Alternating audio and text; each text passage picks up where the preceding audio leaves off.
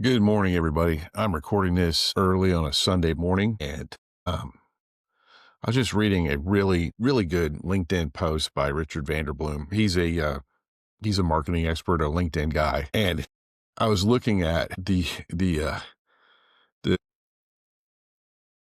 wisdom he was sharing about how to optimize your use of LinkedIn, and I was really struck by this paradox that exists possibly in my life and how you might even view what I do if you follow my content. Because the paradox is social media, as utilized by the vast majority of people I run across, it's not human.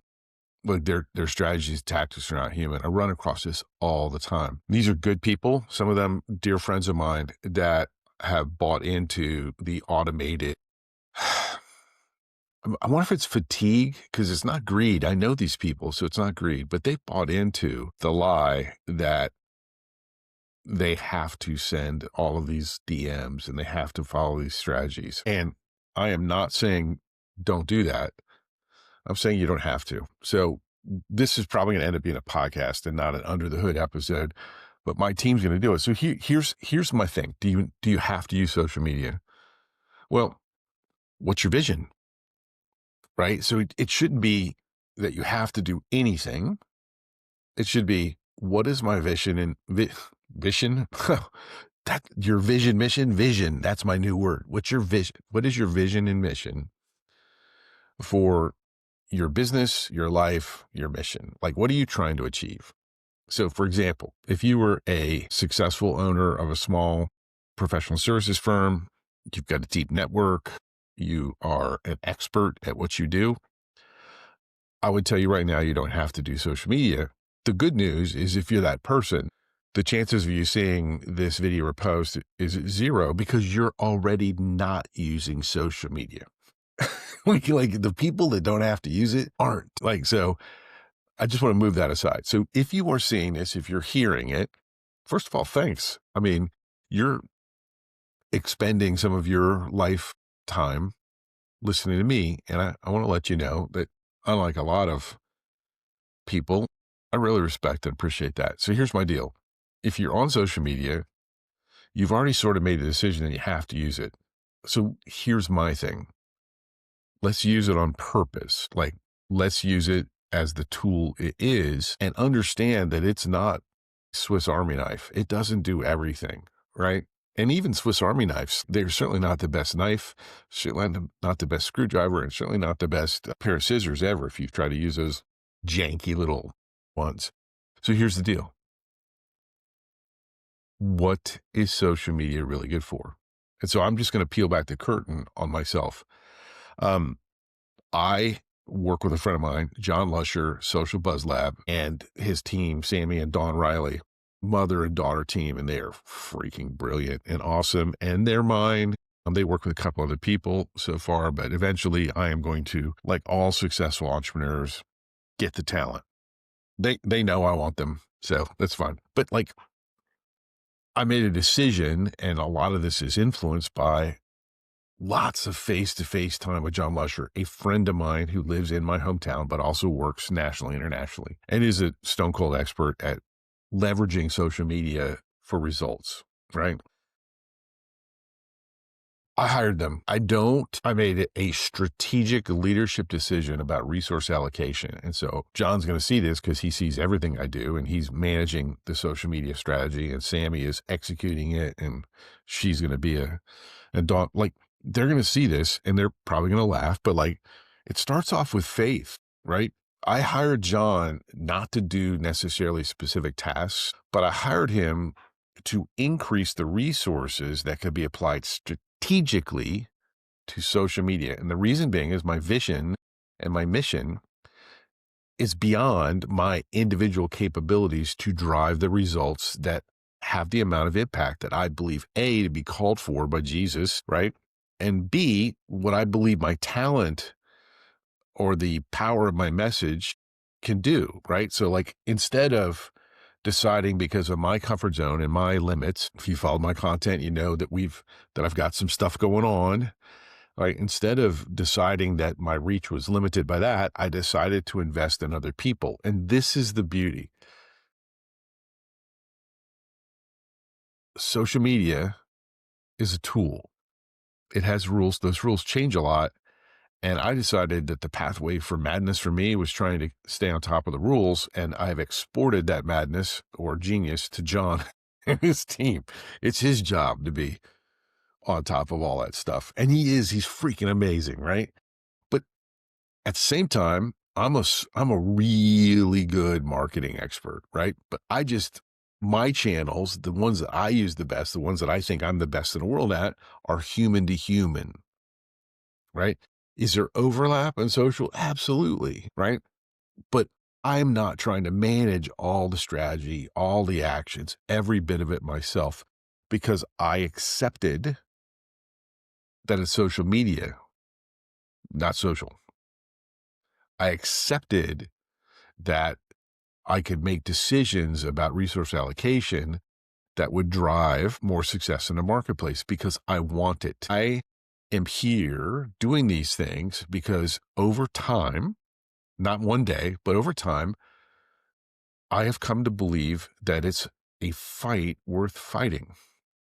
And that's really what I'm doing. I'm fighting for the attention of my potential audience and my potential clients out here on social media, which at times is a just beautiful place or a, nasty cesspool. Sounds like life. So I've decided it's worth fighting for. And so I am going to invest in people, not programs, but people that have talent and vision and capabilities to execute inside of mine and sometimes push me up. I've decided to invest in them. So a couple things that I think are important, and I say this with zero humility. If you are looking to navigate this process of running a sales organization, which means that you have to have thoughtful and effective marketing and a whole bunch of other stuff. Remember, if you're in business for sales, you're a sales organization, everything you do is sales. How you invoice is part of your sales process. So if you're in the marketing game and you want bigger impact, you need to do a couple things. Number one, zero humility. You need to read my book, Can I Borrow Your Car? Number one, or not number one, but like I got a great compliment from a friend of mine yesterday, day before yesterday on Friday. And he said, man, the title of your book is perfect. Like, because everything in that book, from the moment somebody reads your book, they will never, ever talk about referrals in any other term other than, can I borrow your car? Because it's that good. And the beauty of that book, by the way, is it's from one 10-minute presentation, one meeting that I was at that actually happened.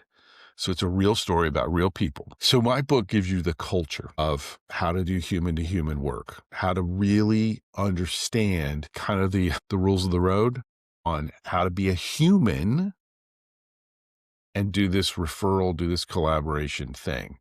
My next book will be an even more specific thing about the ideal client process. So that's mandatory number one. You got to read my book. The second book you have to read, and it doesn't really matter in what order. It's another culture book, but it's about social media while being a human. And it's by Tim Hughes and it's social selling. You have to read that book. Also, they've got a really cool survey now. They got like this little tool where you can see how good you're doing. I love it. Tim, Adam, guys and gals at DLA Ignite, like just so honored to be to call you all friends and to whatever percentage of membership I deserve to be associated in some way.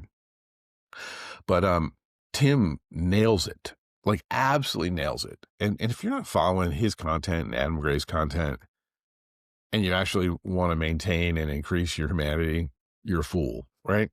Like those rascals know how to take all this stuff and apply it to enterprise, international businesses and you individually. So Tim's book, Social Selling, in my opinion, is eternally valuable. Because it basically, It basically takes everything that I've ever believed in. Like I wrote Can I Borrow Your Car after he wrote Social Selling, and it's still just as valuable. I think his Social Selling book is eternal, right? Because it talks about how to be a human on social media. And also, he's much better than I am. He talks about how to do that for an entire organization. So without reservation, I recommend his book and mine because I think together they really are an amazing information stack because of culture, right? So what the heck am I talking about? What I'm talking about is this is you don't have to do social media, but if you see this message, you're already doing it. So let's do it better. You have to have strategy. That strategy is going to be informed by your vision and mission. Like, what are you trying to achieve? The marketing systems, the marketing tools that you use are going to do two important things. Number one, they're either going to deliver the results you want. And number two, they're either going to enhance and increase your humanity or not. So if you succumb to the marketing tech, the automation, the siren song, which will lead you to the cliffs of destruction on your ship of your life, is you succumb to the marketing automation people and you aren't taking antibiotics, meaning doing referral collaboration, doing social selling, like Tim and Adam talk about, you're going to have some challenges. And the challenges is often going to be the horrific result of mediocrity. I want you to think about that. The horrific result of mediocrity. The danger of a lot of different things isn't that they don't work. It's that they work just enough for you to keep getting mediocre results. And I just want to tell you as one person to another, that's not what you're designed for. That's not what you have to settle for. But excellence isn't just effort.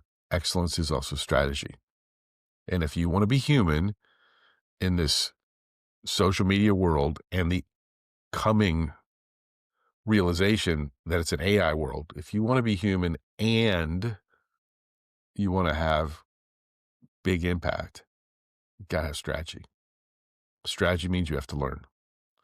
Strategy means that you need to look at how do we use technology and tools to deepen humanity's beauty, because there's plenty of people that are going to do the opposite. So just check your in-mail. Check your in-mail and you're going to see exactly what I'm talking about. Yeah.